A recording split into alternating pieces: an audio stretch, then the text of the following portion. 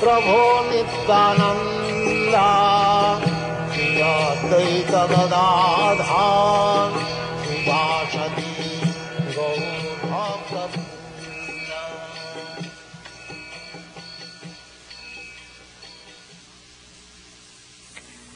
And now chapter 4 of the Adi Leela.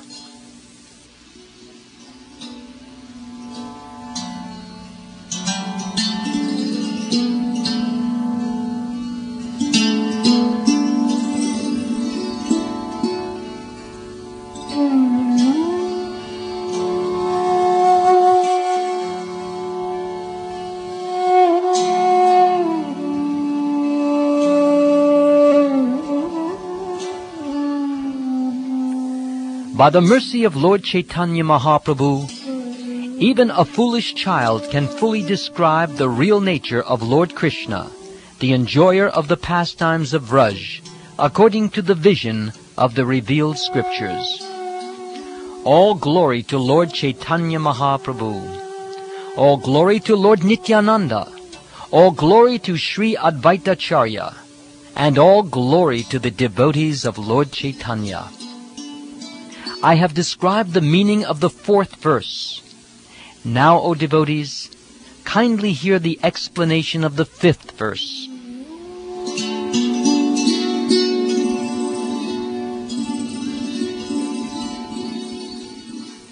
Just to explain the original verse, I shall first suggest its meaning.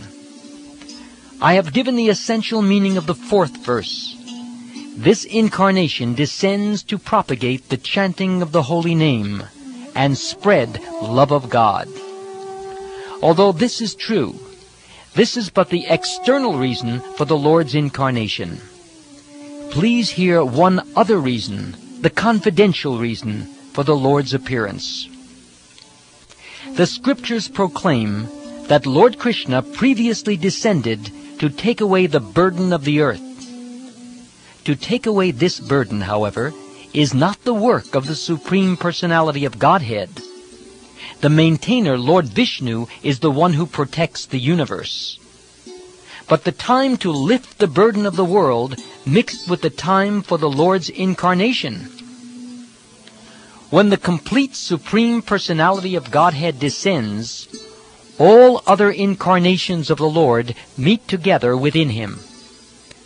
Lord Narayan, the 4 primary expansions, Vasudeva, Sankarshan, Pradyumna, and Aniruddha, Matsya, and the other Leela incarnations, the Yuga avatars and the Manvantara incarnations, and as many other incarnations as there are, they all descend in the body of Lord Krishna.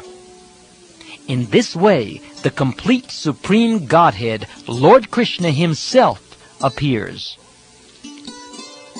At that time, therefore, Lord Vishnu is present in the body of Lord Krishna, and Lord Krishna kills the demons through him. Thus the killing of the demons is but secondary work. I shall now speak of the main reason for the Lord's incarnation. The Lord's desire to appear was born from 2 reasons. He wanted to taste the sweet essence of the mellows of love of God, and he wanted to propagate devotional service in the world on the platform of spontaneous attraction. Thus he is known as supremely jubilant and as the most merciful of all.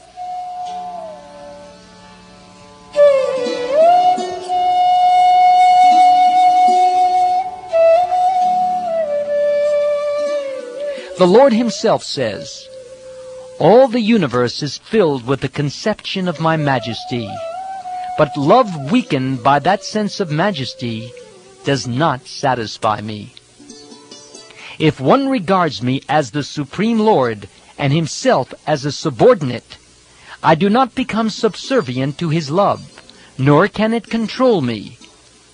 In whatever transcendental mellow my devotee worships me, I reciprocate with him. That is my natural behavior. In whatever way my devotees surrender unto me, I reward him accordingly. Everyone follows my path in all respects, O son of Pritha. If one cherishes pure, loving devotion to me, thinking of me as his son, his friend, or his beloved, regarding himself as great and considering me his equal or inferior, I become subordinate to him. As I once said to the Gopis, devotional service rendered to me by the living beings revives their eternal life. O my dear damsels of Vraja, your affection for me is your good fortune, for it is the only means by which you have obtained my favor. Mother sometimes binds me as her son. She nourishes and protects me, thinking me utterly helpless. My friends climb on my shoulders in pure friendship, saying, "What kind of big man are you? You and I are equal." If my beloved consort reproaches me in a sulky mood, that steals my mind from the reverent hymns of the Vedas. Taking these pure devotees with me, I shall descend and sport in various wonderful ways unknown even in Vaikuntha. I shall broadcast such pastimes by which even I am amazed. The influence of Yogamaya will inspire the Gopis with the sentiment that I am their paramour. Neither the Gopis nor I shall notice this, for our minds will always be entranced by one another's beauty and qualities. Pure attachment will unite us even at the expense of moral and religious duties. Destiny will sometimes bring us together and sometimes separate us. I shall taste the essence of all these rasas, and in this way I shall favor all the devotees. Then, by hearing about the pure love of the residents of Braj, devotees will worship me on the path of spontaneous love, abandoning all rituals of religiosity and fruitive activity. As it is said in the Srimad Bhagavatam, Krishna manifests his eternal human-like form and performs his pastimes to show mercy to the devotees. Having heard such pastimes, one should engage in service to him. Here the use of the verb bhave, which is the imperative mood, tells us that this certainly must be done. Non-compliance would be abandonment of duty. Just as these desires are the fundamental reason for Krishna's appearance, whereas destroying the demons is only an incidental necessity, so for Sri Krishna Chaitanya, the Supreme Personality of Godhead, promulgating the Dharma of the age is incidental. When the Lord desired to appear for another reason, the time for promulgating the religion of the age also arose. Thus, with two intentions, the Lord appeared with his devotees and tasted the nectar of prem, or divine love, with the congregational chanting of the holy name. Thus he spread kirtan even among the untouchables. He wove a wreath of the holy name and prem with which he garlanded the entire material world. In this way, assuming the sentiment of a devotee, he preached devotional service while practicing it himself.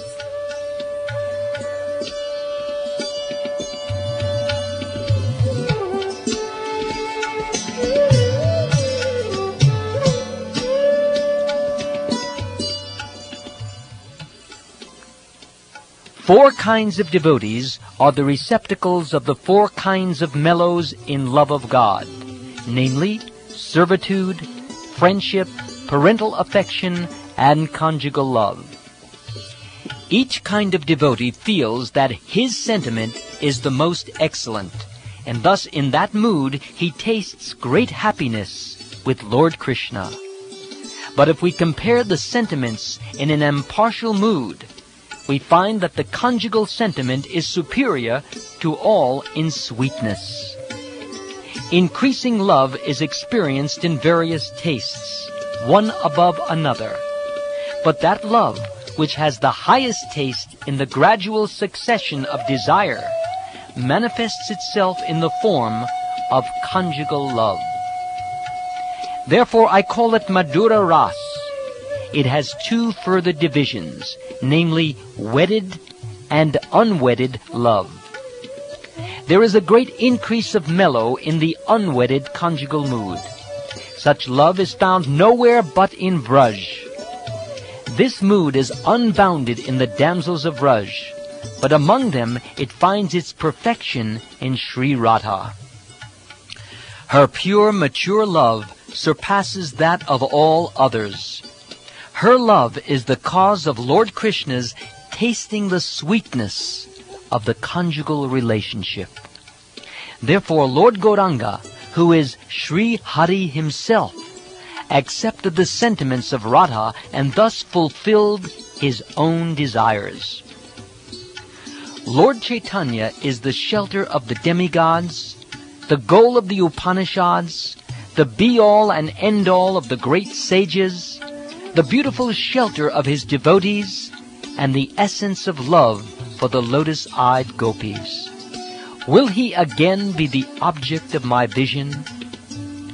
Lord Krishna desired to taste the limitless nectarine mellows of the love of one of his multitude of loving damsels, Sri Radha.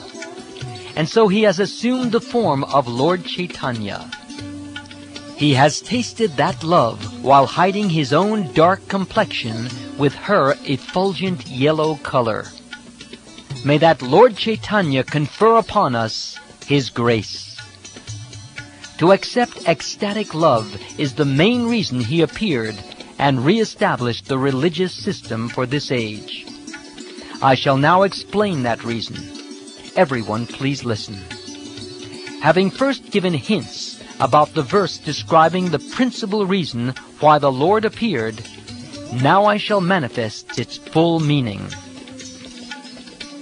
The loving affairs of Sri Radha and Krishna are transcendental manifestations of the Lord's internal pleasure-giving potency. Although Radha and Krishna are one in their identity, they separated themselves eternally. Now these two transcendental identities have again united in the form of Sri Krishna Chaitanya. I bow down to him who has manifested himself with the sentiment and complexion of Srimati Radharani, although he is Krishna himself.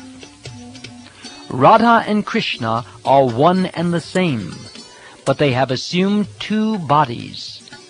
Thus they enjoy each other, tasting the mellows of love.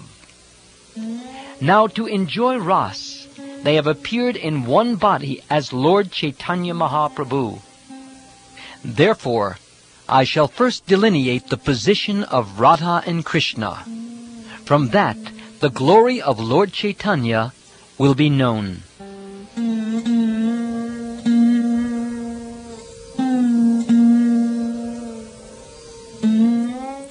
Srimati Radhika is the transformation of Krishna's love. She is his internal energy called Hladini. That Hladini energy gives Krishna pleasure and nourishes his devotees. Lord Krishna's body is eternal, or Sat, full of knowledge, or Chit, and full of bliss, or Ananda. His one spiritual energy manifests three forms. Hladini is his aspect of bliss, Sandini of eternal existence, and Samvit of cognizance, which is also accepted as knowledge. In the Vishnu Purana it is said, O Lord, you are the support of everything. The three attributes of Hladini, Sandini, and Samvit exist in you as one spiritual energy. But the material modes, which cause happiness, misery, and mixtures of the two, do not exist in you, for you have no material qualities. The essential portion of the Sandini potency is Shuddha Sattva, or pure goodness. Lord Krishna's existence rests upon it.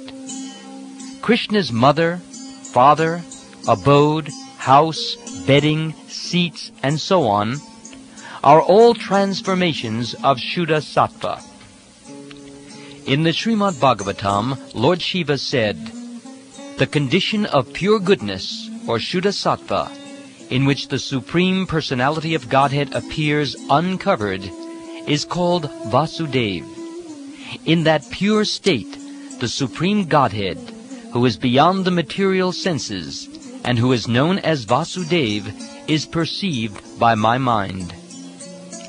The essence of the Samvit potency is knowledge that the Supreme Personality of Godhead is Lord Krishna. All other kinds of knowledge, such as the knowledge of Brahman, are its components. The essence of the Hladini potency is love of God. The essence of love of God is emotion or bhav. And the ultimate development of emotion is Mahabhav.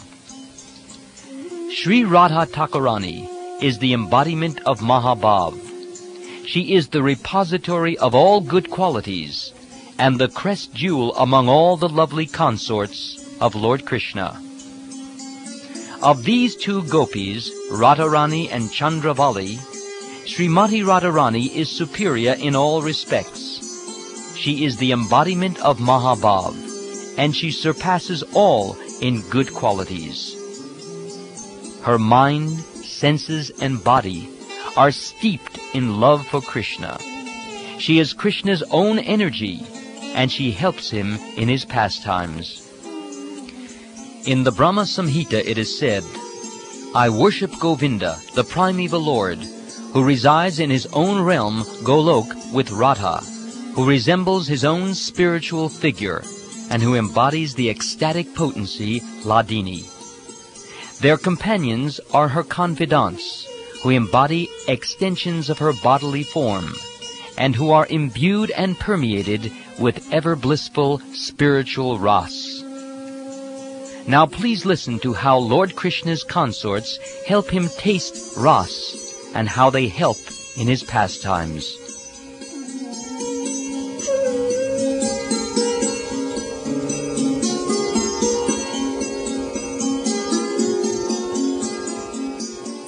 The beloved consorts of Lord Krishna are of three kinds: the goddesses of fortune, the queens, and the milkmaids of Vraj, who are the foremost of all.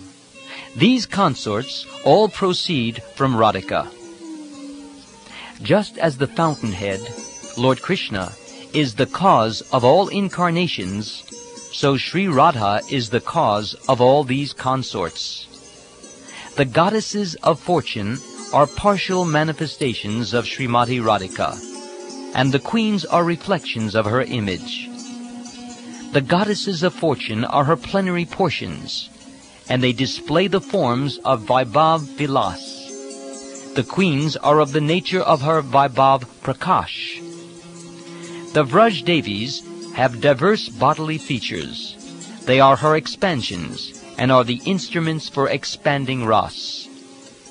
Without many consorts, there is not such exaltation in ras.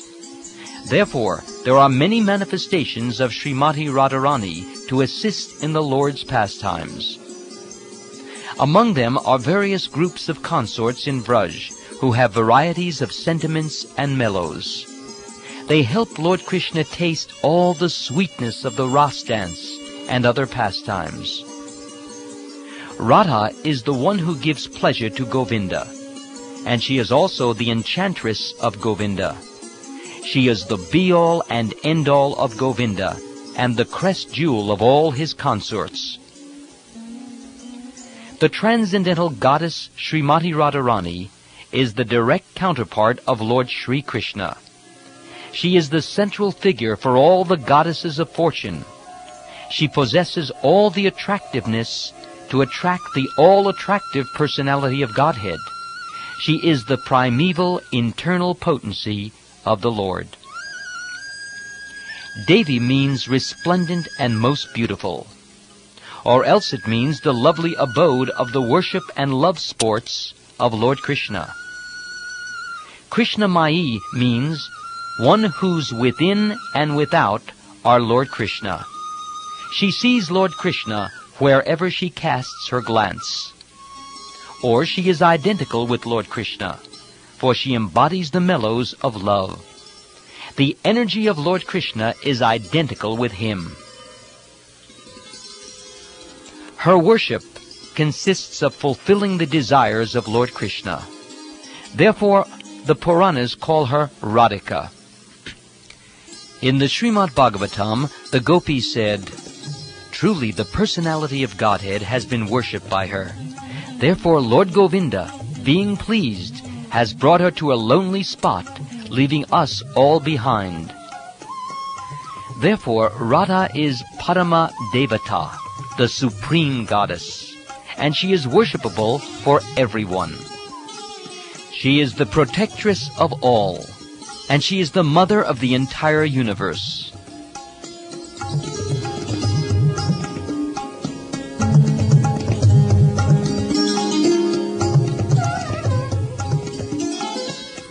I have already explained the meaning of Sarva Lakshmi. Radha is the original source of all the goddesses of fortune. Or Sarva Lakshmi indicates that she fully represents the 6 opulences of Krishna. Therefore, she is the supreme energy of Lord Krishna. The words Sarva Kunti indicates that all beauty and luster rest in her body. All the Lakshmis derive their beauty from her. Kunti may also mean all the desires of Lord Krishna. All the desires of Lord Krishna rest in Srimati Radharani. Srimati Radhika fulfills all the desires of Lord Krishna. This is the meaning of Sarva Kunti. Lord Krishna enchants the world, but Sri Radha enchants even him. Therefore she is the supreme goddess of all. Sri Radha is the full power, and Lord Krishna is the possessor of full power. The two are not different, as evidenced by the revealed scriptures. They are indeed the same, just as musk and its scent are inseparable, or as fire and its heat are non-different.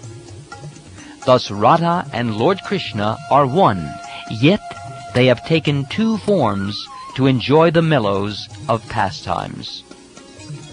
To promulgate prema bhakti, or devotional service in love of Godhead, Krishna appeared as Sri Krishna Chaitanya with the mood and complexion of Sri Radha. Thus I have explained the meaning of the 5th verse. To explain the 6th verse, I shall first give a hint of its meaning.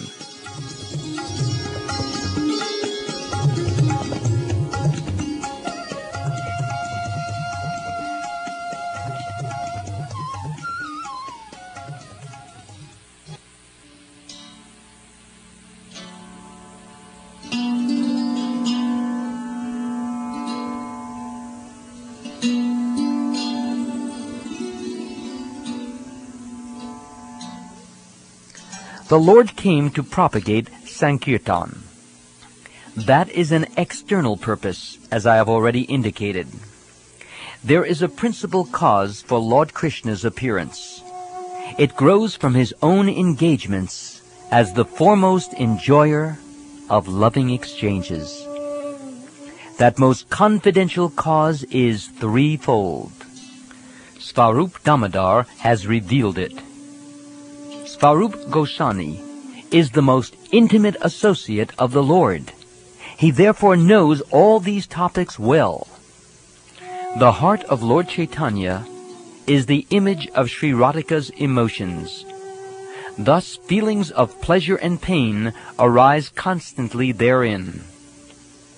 In the final portion of his pastimes, Lord Chaitanya was obsessed with the madness of separation from Lord Krishna. He acted in erroneous ways and talked deliriously. Just as Radhika went mad at the sight of Uddhava, so Lord Chaitanya was obsessed day and night with the madness of separation. At night, he talked incoherently in grief, with his arms around Svarup Damodar's neck. He spoke out his heart in ecstatic inspiration. Whenever a particular sentiment arose in his heart, Svarup Damodar satisfied him by singing songs or reciting verses of the same nature. To analyze these pastimes is not necessary now. Later I shall describe them in detail. Formerly in Vraj, Lord Krishna displayed 3 ages, namely childhood, boyhood, and adolescence. His adolescence is especially significant. Parental affection made his childhood fruitful. His boyhood was successful with his friends. In youth, he tasted the essence of Ras, fulfilling his desires in pastimes like the Ras dance with Srimati Radhika and the other Gopis. In his youth, Lord Krishna made all 3 of his ages and the entire universe successful by his pastimes of amorous love like the Ras dance. Lord Madhusudan enjoyed his youth with pastimes on autumn nights in the midst of the Jew-like milkmaids. Thus he dispelled all the misfortunes of the world. Lord Krishna made Srimati Radharani close her eyes in shame before her friends by his words, relating their amorous activities on the previous night. Then he showed the highest limit of cleverness in drawing pictures of dolphins in various playful sports on her breasts. In this way, Lord Hari made his youth successful by performing pastimes in the bushes with Sri Radha and her friends.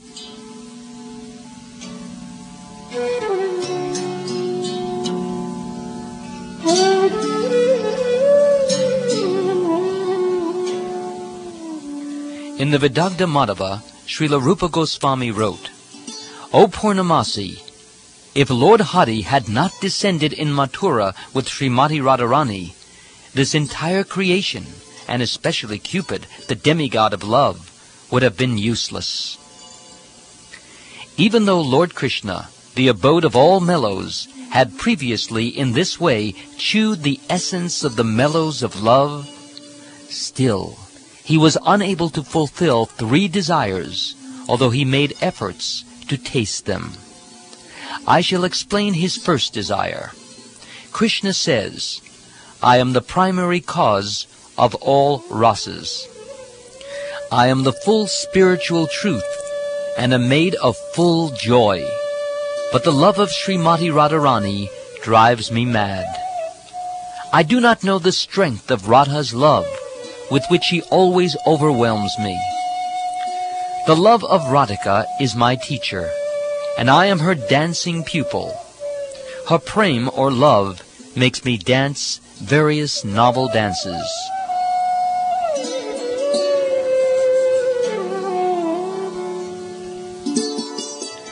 In the Govinda Lilamrita of Krishnadas Kaviraj Goswami, Sri Radha said to Vrinda, O my beloved Vrinda, where are you coming from? I am coming from the feet of Sri Hari. And where is he? In the forest on the bank of Radhakund. What is he doing there? He is learning dancing. Oh, and who is his master? Your image, Radha, revealing itself in every tree and creeper, in every direction, is roaming like a skillful dancer, making him dance behind. And Sri Krishna said, whatever pleasure I get from tasting my love for Srimati Radharani, she tastes 10 million times more than me by her love. Just as I am the abode of all mutually contradictory characteristics, so Radha's love is always full of similar contradictions. Radha's love is all-pervading, leaving no room for expansion, but still it is expanding constantly. There is certainly nothing greater than her love, but her love is devoid of pride. That is the sign of its greatness. Nothing is purer than her love, but its behavior is always perverse and crooked. In the Danakeli Komudi, of Srila Rupa Goswami, he says, "All glories to Radha's love for Krishna, the enemy of the demon Mora. Although it is all-pervading, it tends to increase at every moment. Although it is important, it is devoid of pride. And although it is pure, it is always beset with duplicity." Again, Sri Krishna said, "Sri Radhika is the highest abode of that love, and I am its only object. I taste the bliss to which the object of love is entitled.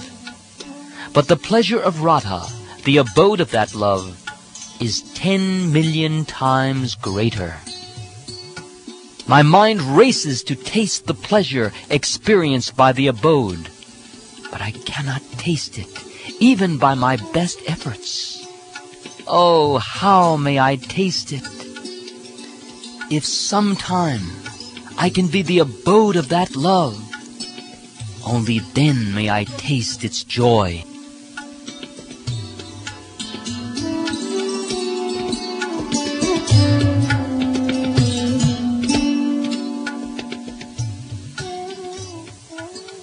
Thinking in this way, Lord Krishna was curious to taste that love. His eager desire for that love increasingly blazed in his heart. That is one desire. Now please hear of another. Seeing his own beauty, Lord Krishna began to consider, "My sweetness is wonderful, infinite, and full. No one in the three worlds can find its limit.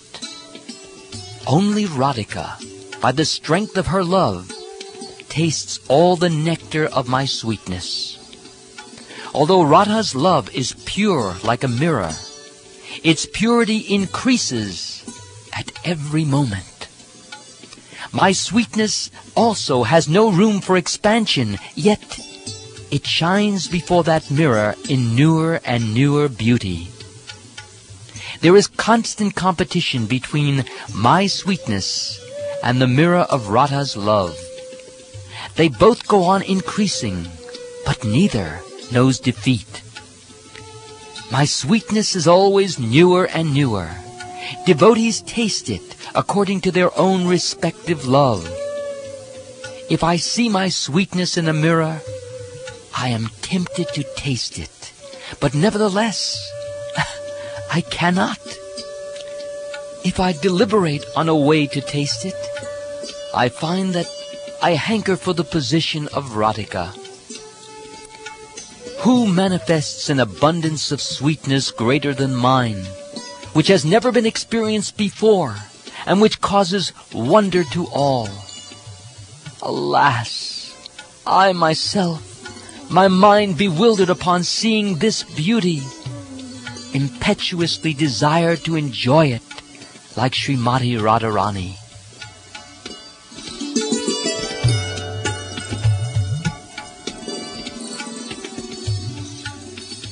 The beauty of Krishna has one natural strength. It thrills the hearts of all men and women, beginning with the Lord himself. All minds are attracted by hearing his sweet voice and flute, or by seeing his beauty. Even Lord Krishna himself makes efforts to taste that sweetness. The thirst of one who always drinks the nectar of that sweetness is never satisfied. Rather, that thirst increases constantly. Such a person, being unsatisfied, begins to blaspheme Lord Brahma, saying that he does not know the art of creating well and is simply inexperienced. He has not given millions of eyes to see the beauty of Krishna. He has given only 2 eyes, and even those eyes blink. Oh, how shall I see the lovely face of Krishna? In the Srimad Bhagavatam, the Gopis say, "O Krishna, when you go to the forest during the day, and we do not see your sweet face, which is surrounded by beautiful curling hairs, half a second becomes as long as an entire age for us. And we consider the Creator, who has put eyelids on the eyes we use for seeing you, to be simply a fool. The Gopis saw their beloved Krishna at Kurukshetra after a long separation. They secured and embraced him in their hearts through their eyes, and they attained a joy so intense that not even perfect yogis can attain it. The Gopis cursed the Creator for creating eyelids that interfered with their vision. There is no other consummation for the eyes than the sight of Krishna. Whoever sees him is most fortunate indeed. In the Srimad Bhagavatam, the Gopis say, "O friends, those eyes that see the beautiful faces of the sons of Maharaj Nanda, oh, they are certainly fortunate.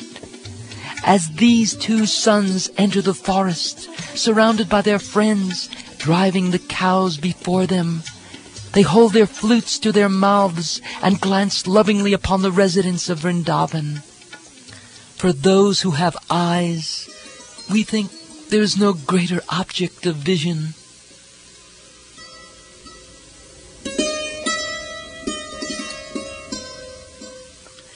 And the women of Mathura said, "What austerities must the Gopis have performed?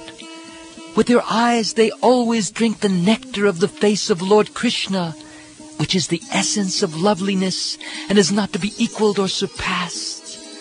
Oh, that loveliness is the only abode of beauty, fame, and opulence. It is self-perfect, ever fresh, and extremely rare." The sweetness of Lord Krishna is unprecedented, and its strength is also unprecedented. Simply by hearing of such beauty, the mind becomes unsteady. Lord Krishna's own beauty attracts Lord Krishna himself. But because he cannot fully enjoy it, his mind remains full of sorrow. This is a description of his second desire. Now please listen as I describe the third. The conclusion of Ras is extremely deep. Only Svarup Damodar knows much about it. Anyone else who claims to know it must have heard it from him, for he was the most intimate companion of Lord Chaitanya Mahaprabhu.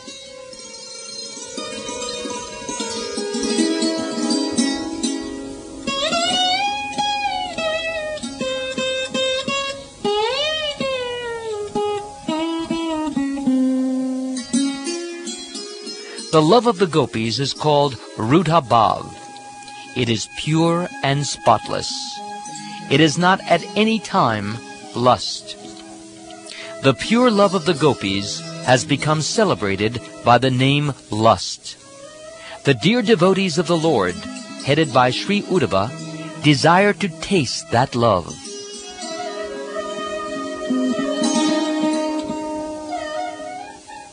Lust and love have different characteristics, just as iron and gold have different natures.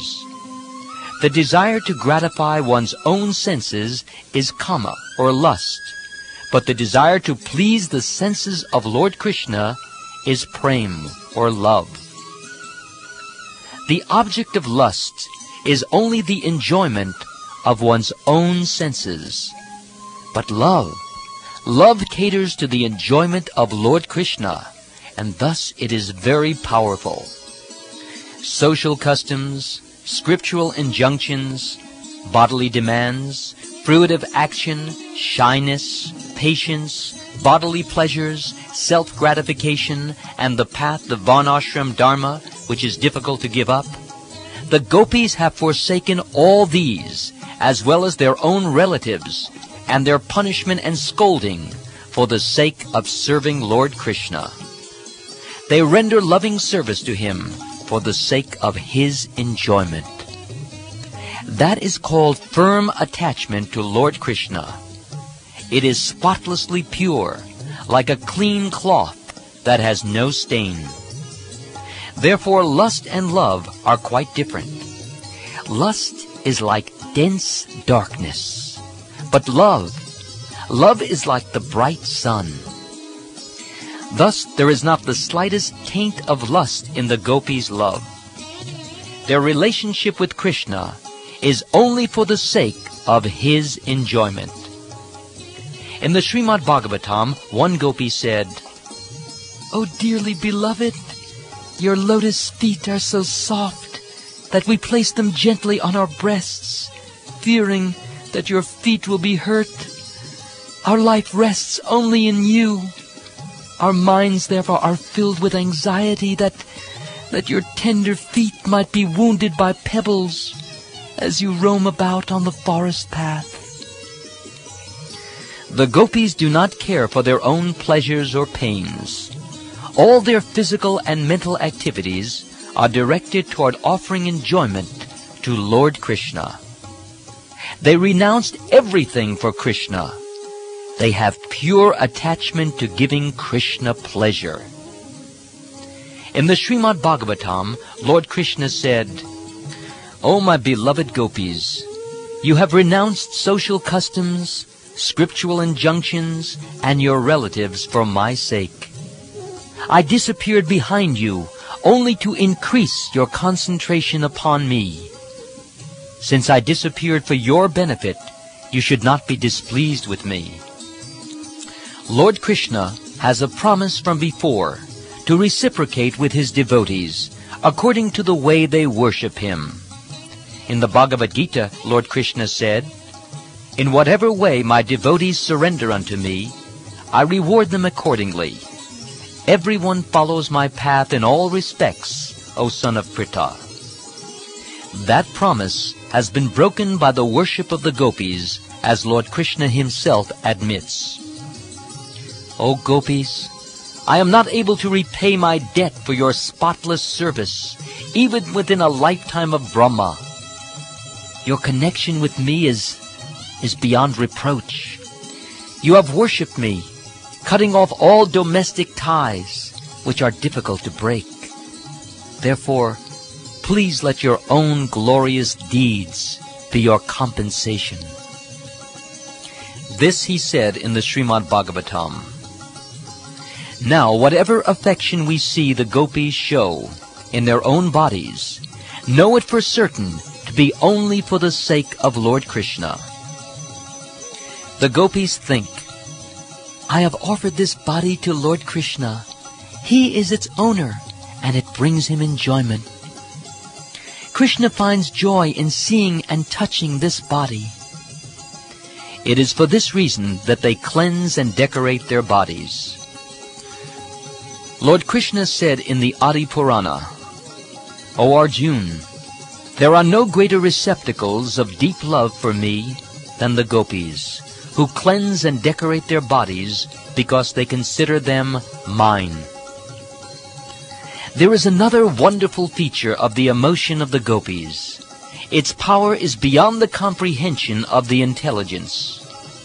When the gopis see Lord Krishna, they derive unbounded bliss, although they have no desire for such pleasure.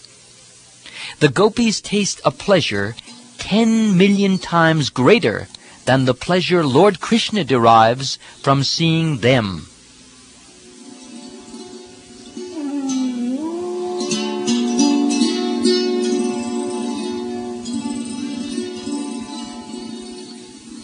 The gopis have no inclination for their own enjoyment, and yet their joy increases. That is indeed a contradiction. For this contradiction I see only one solution. The joy of the gopis lies in the joy of their beloved Krishna. When Lord Krishna sees the gopis, his joy increases, and his unparalleled sweetness increases also.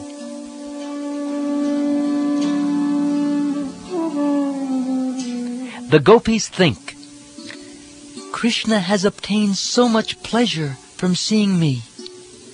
That thought increases the fullness and beauty of their faces and bodies. The beauty of Lord Krishna increases at the sight of the beauty of the gopis. And the more the gopis see Lord Krishna's beauty, the more their beauty increases. In this way, a competition takes place between them in which no one acknowledges defeat. Krishna, however, derives pleasure from the beauty and good qualities of the gopis. And when the gopis see his pleasure, the joy of the gopis increases. Therefore, we find that the joy of the gopis nourishes the joy of Lord Krishna. For that reason, the fault of lust is not present in their love.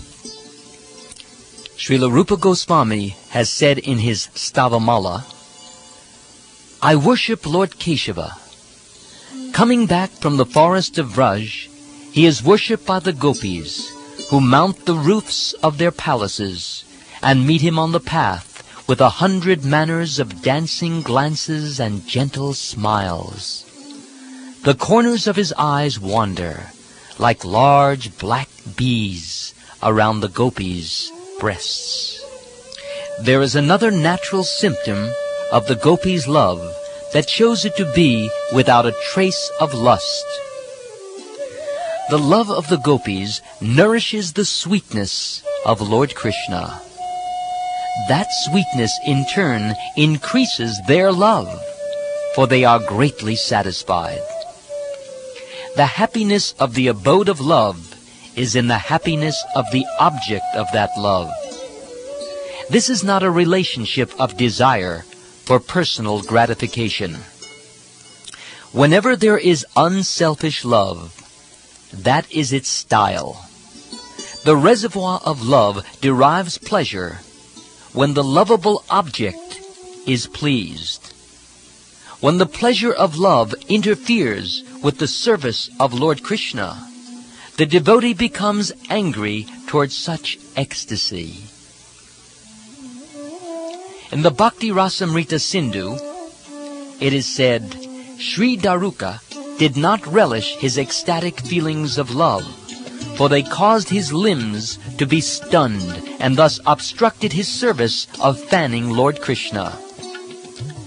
The lotus-eyed Radharani powerfully condemned the ecstatic love that caused a flow of tears that hindered her sight of Govinda. Furthermore, pure devotees never forsake the loving service of Lord Krishna to aspire for their own personal pleasure through the 5 kinds of liberation.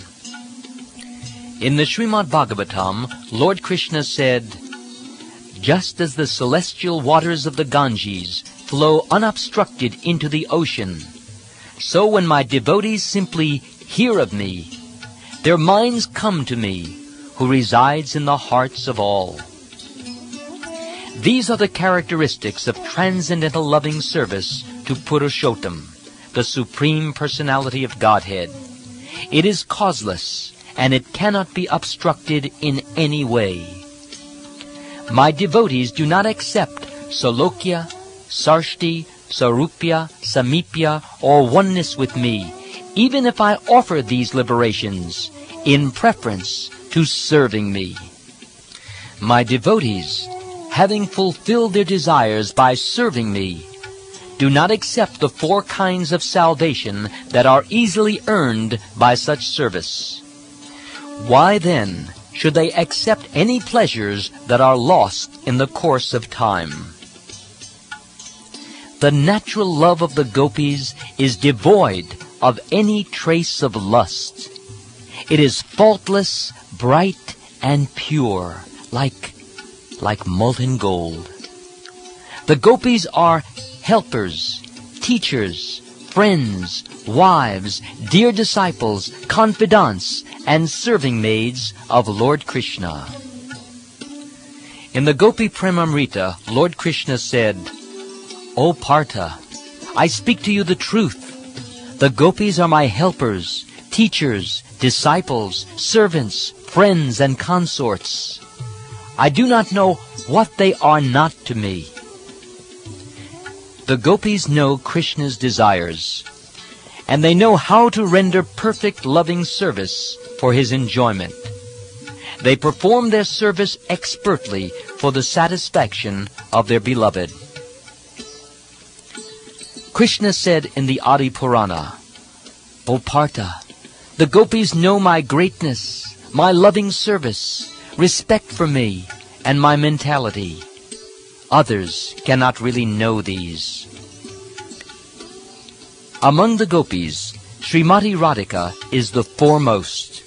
She surpasses all in beauty, in good qualities, in good fortune, and above all, in love.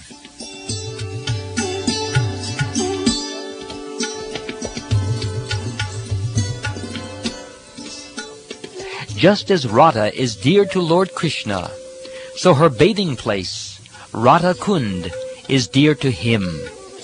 She alone is his most beloved of all the gopis.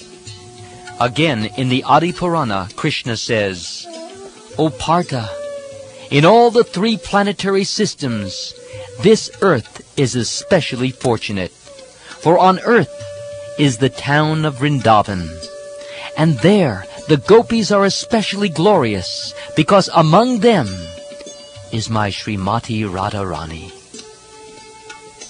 All the other gopis help increase the joy of Krishna's pastimes with Radharani.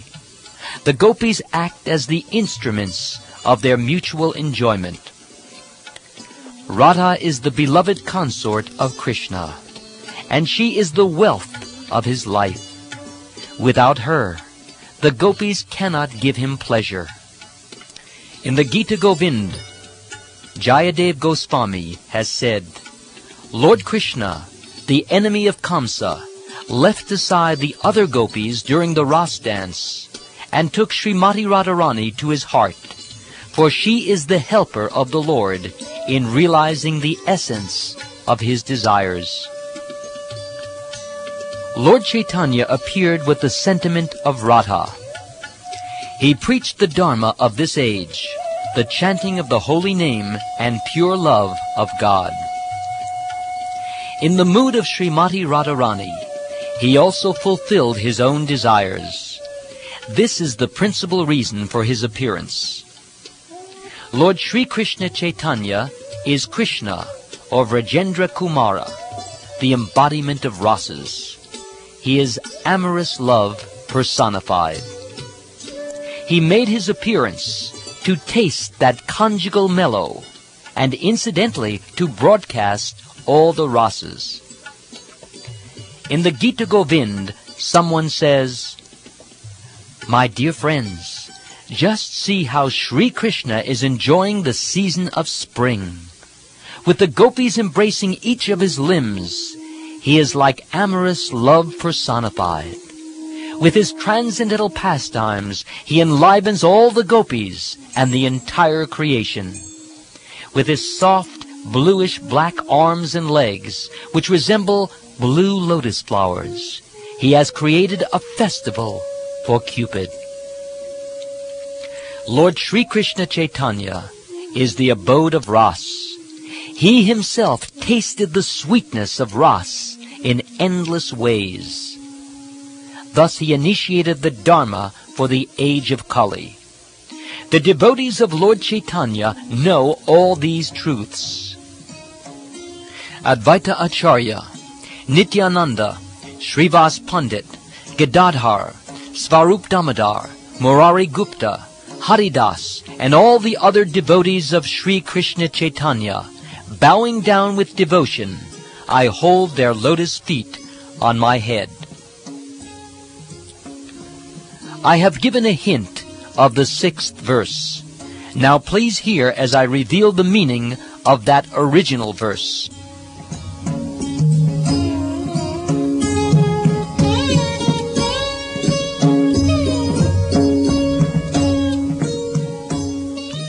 Desiring to understand the glory of Radharani's love, the wonderful qualities in him that she alone relishes through her love, and the happiness she feels when she realizes the sweetness of his love, the Supreme Lord Hari, richly endowed with her emotions, appears from the womb of Srimati Shachi Devi, as the moon appears from the ocean.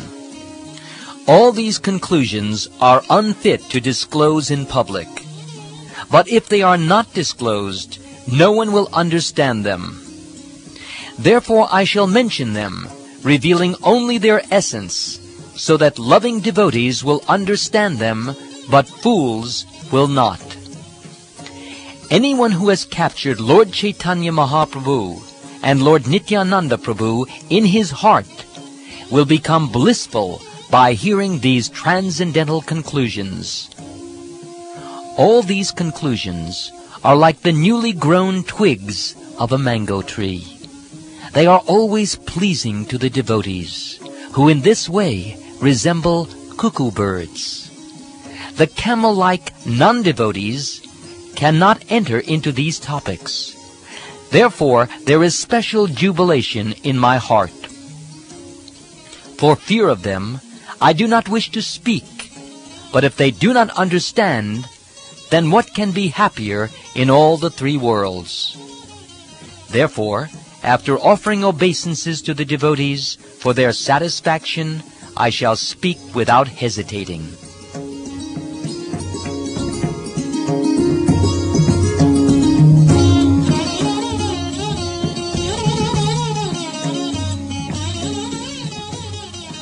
Once Lord Krishna considered within his heart, "Everyone says that I am complete bliss, full of all rasas.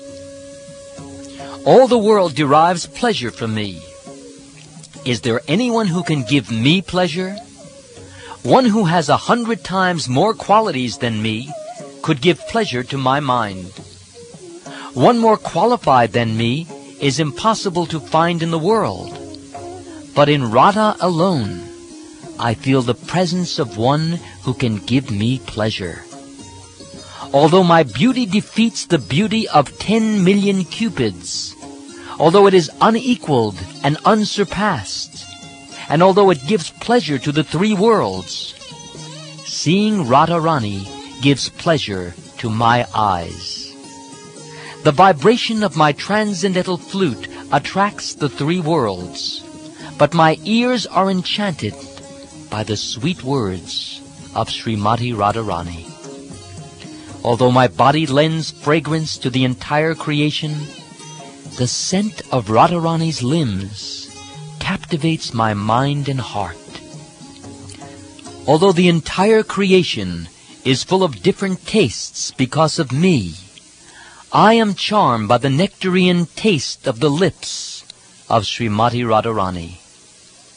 And although my touch is cooler than 10 million moons, I am refreshed by the touch of Srimati Radhika. Thus, although I am the source for the happiness of the entire world, the beauty and attributes of Sri Radhika are my life and soul.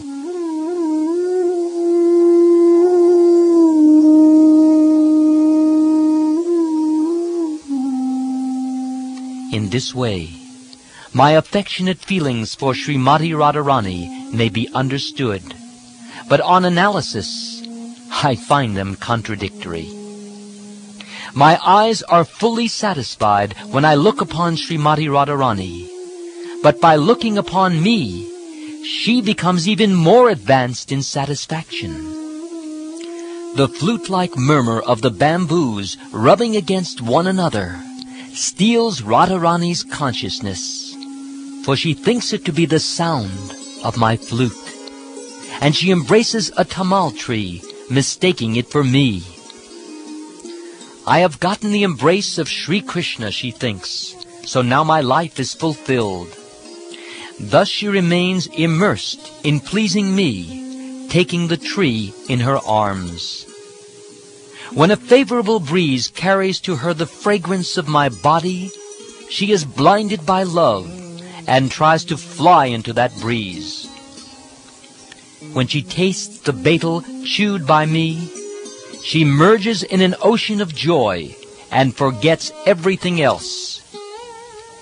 Even with hundreds of mouths, I could not express the transcendental pleasure she derives from my association. Seeing the luster of her complexion after our pastimes together, I forget my own identity in happiness. The sage Bharat has said that the mellows of lover and beloved are equal, but he does not know the mellows of my Vrindavan. The happiness I feel when meeting Radharani is 100 times greater than the happiness I get from meeting others.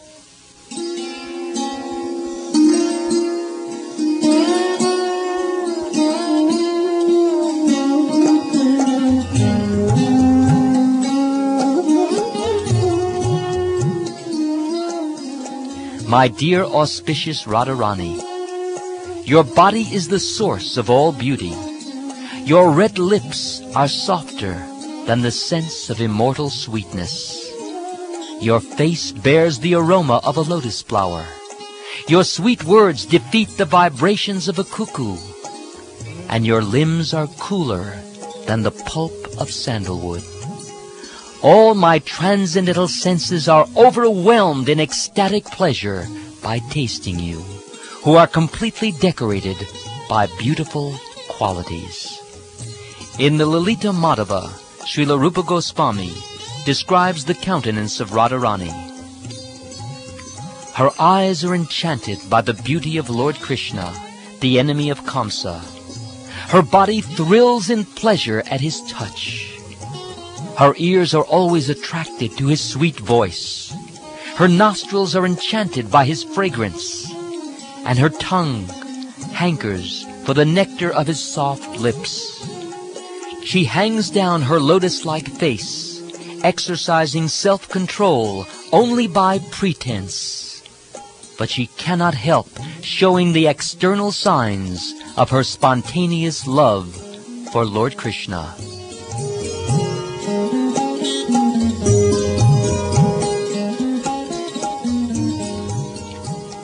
And Sri Krishna says, considering this, I can understand that some unknown mellow in me controls the entire existence of my captivator, Srimati Radharani. I am always eager to taste the joy that Radharani derives from me. In spite of various efforts, I have not been able to taste it. But my desire to relish that pleasure increases as I smell its sweetness. I have appeared in the world to taste mellows. I shall taste the mellows of pure love in various ways. I shall teach devotional service which springs from spontaneous love of the devotees by demonstrating it myself with my pastimes. But these three desires have not been satisfied, for one cannot enjoy them in a contrary position. Unless I accept the luster of the ecstatic love of Sri Radhika, these three desires cannot be fulfilled.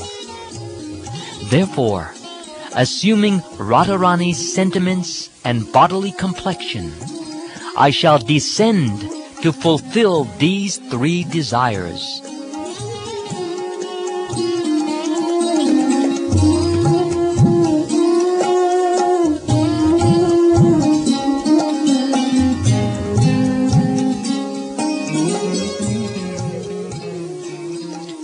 In this way, Lord Krishna came to a decision. Simultaneously, the time came for the incarnation of the age. At that time, Sri Advaita was earnestly worshipping him. Advaita attracted him with his loud calls. First, Lord Krishna made his parents and elders appear. Then Krishna himself, with the sentiments and complexion of Radhika, appeared in Navadvip like the full moon from the womb of Sachi, which is like an ocean of pure milk.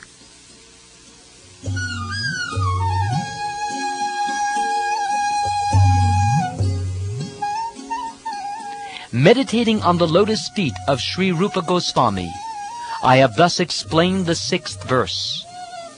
I can support the explanation of these 2 verses, number 5 and 6 of the 1st chapter, with Srila Rupa Goswami's verse, which says, Lord Krishna desired to taste the limitless nectarian mellows of the love of one of his multitude of loving damsels, namely Sri Radha, and so he has assumed the form of Lord Chaitanya. He has tasted that love while hiding his own dark complexion with her effulgent yellow color. May that Lord Chaitanya confer upon us his grace.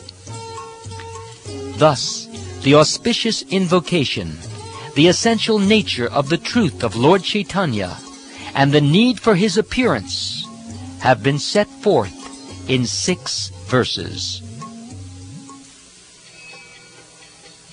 Praying at the lotus feet of Sri Rupa and Sri Raghunath, always desiring their mercy, I, Krishna Das, narrate Sri Caitanya Caritamrta, following in their footsteps. This ends chapter 4 of the Adi Leela.